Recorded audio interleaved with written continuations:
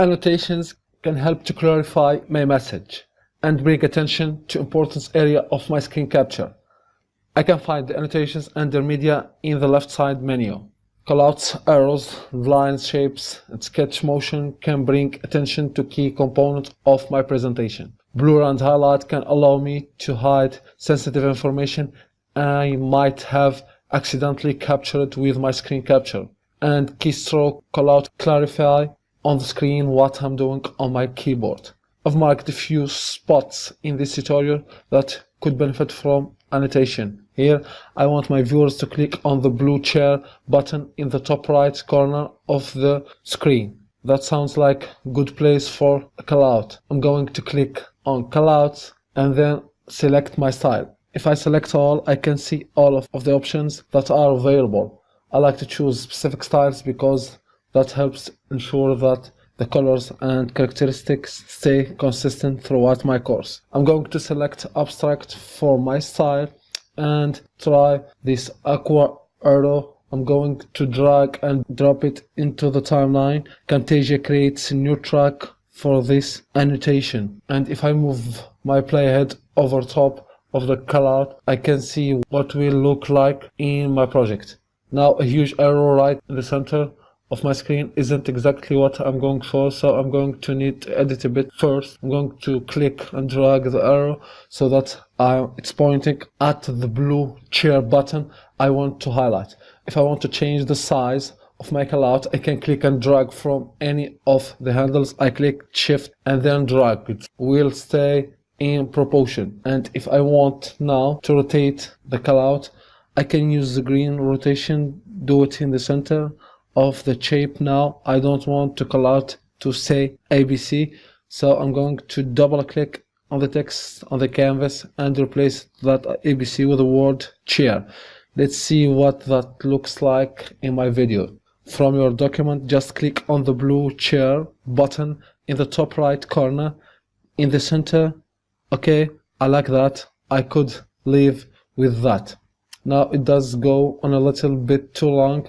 The callout lasts a long time that in the timeline and it doesn't match the script, so I want to shorten my callout. I'm going to move the play ahead to the place where I want to callout to end. I'm going to click on the end of the callout and drag it back to that spot. Great. Let's listen one more time and see how that works.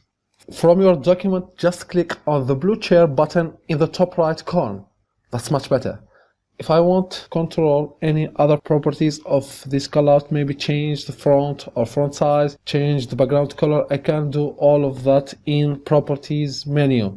I can make change to visual properties, text properties, or annotation properties. There are many other options that would have worked in this spot as well. Let's delete this callout by clicking delete on the keyboard and take a look at different one. I often use the sketch motion annotations. Let's try one of those to highlight the chair button on this Google Doc. I'm going to click the one that I choose and drag it to the timeline.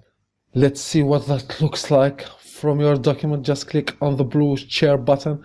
Okay, we are going to need to do some editing, but I think that could work. I'm going to click on the oval and drag it over top to the blue chair button. I'm going to resize it so that it highlights that spot. Okay, let's see what that looks like in the project. From your document, just click on the blue chair button in the top right corner. Great, but once again it lasts a little bit too long, so I'm going to mouse over the callout to the spot where I want it to end. I'm going to make sure the callout is selected and I'm going to click S on my keyboard. I'm going to split the callout. I'm going to click on the second part and click delete. That's going to remove that end section. And let's check one more time to make sure that ended in the right spot. From your document, just click on the blue chair button in the top right corner.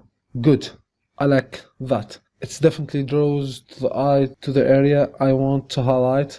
Now, here at the end, I mentioned clicking on F10 as the hotkeys to stop the recording. Let's add a keystroke callout to reinforce that idea. From annotations, I'm going to click on keystroke callouts, I'm going to click and drag on the keystroke that I want to use from the annotations panel, and I'm going to place it on the timeline. This annotation is definitely going to need some editing. I don't want it. There is in center of the screen that doesn't look very nice, and I also don't want to say Ctrl+A. I'm going to head over the properties panel, and I can see that there are different styles that I can choose from, so I can change the styles of my keystroke.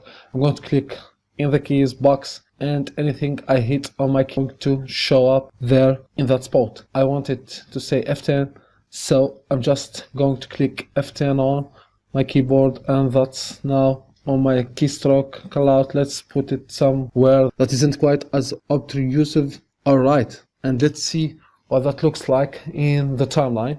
When I'm done with my capture, fantastic, I can leave with that. If you want to make your annotations even more engaging, you could also add behaviors or animation. For now though, why don't you open your tutorial video and use a callout to highlight something important on your screen.